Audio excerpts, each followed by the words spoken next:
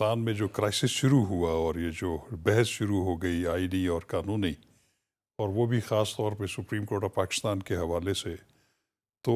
جو vote of no confidence تھا وہ تو بالکل آئین میں ایک شک موجود ہے کہ جس میں وزیر اعلیٰ کے خلاف کسی صوبے کا وزیر اعلیٰ، میں وزیر اعظم کی بات کر رہا ہوں. جی وزیر اعظم میں بات کر رہا ہوں اچھا کہ وزیر اعلیٰ کے خلاف بھی اور وزیر اعظم کے خلاف بھی ووٹ آف نو کانفیڈنس ہو سکتا ہے. اس لیے اور بھی بہت سارے عہدے ہیں، speaker, deputy speaker, chairman senate, deputy chairman, ان کے خلاف ووٹ آف نو کانفیڈنس ہو سکتا ہے. تو یقیناً جو وزیر اعظم کے خلاف ووٹ آف نو کانفیڈنس تھا 2022 میں، وہ بالکل آئین کی ایک شک ہے. اس کے مطابق اس کا ایک طریقہ کار ہوتا ہے کہ کتنے لوگوں نے اس میں ایک ریکوزیشن کرنا ہوتا ہے اجلاس، پھر اس کی خواندگیاں ہوتی ہیں، پھر اس کو ایڈمٹ کیا جاتا ہے کہ ایک خاص تعداد موجود ہے تاکہ اس پہ رائے شماری کرائی جا سکے. تو پھر وہ 3 دن اور 7 دن کے اندر اندر یہ کرنا ہوتا ہے جب یہ ریکوزیشن ہو جاتی ہے. تو اس میں دیکھا کہ اس وقت کی جو اسپیکر تھے انہوں نے اس کو تھوڑا سا پرولونگ بھی کیا اس کو، لیکن بہرحال وہ پھر ان کو کرنا پڑا. وہ ووٹ آف نو کانفیڈنس کا ایک تاریخ مقرر ہوئی اور اس کے اوپر ڈپٹی اسپیکر نے ایک متنازع رولنگ جاری کی کہ وہ آرٹیکل 5 کے تحت جو ہے یہ ایک سازش کے نتیجے میں ایک ووٹ آف نو کانفیڈنس لائی گئی جس کو ہم ریجیکٹ کرتے ہیں، جس کے اوپر پھر سپریم کورٹ آف پاکستان نے اپنا اوریجنل جو ریسٹرکشن ایکسرسائز کی،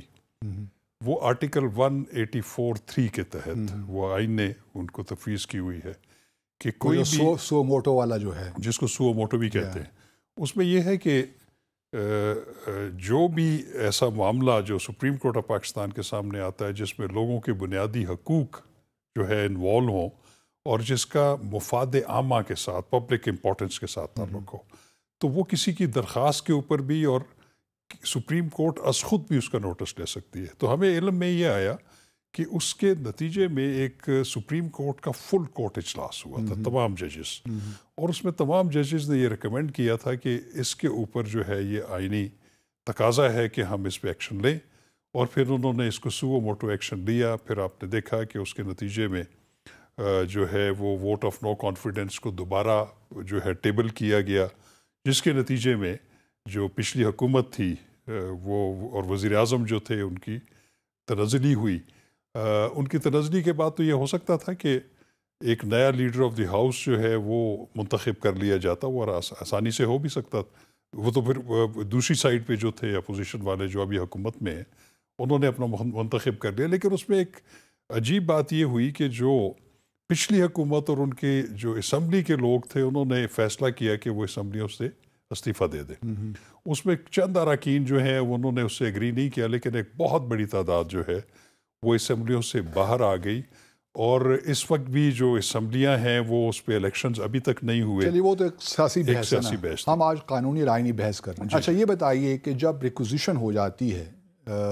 نو کانفیڈنس ووٹ کی، جی، اس کے بعد کیا سٹنگ پرائم منسٹر کو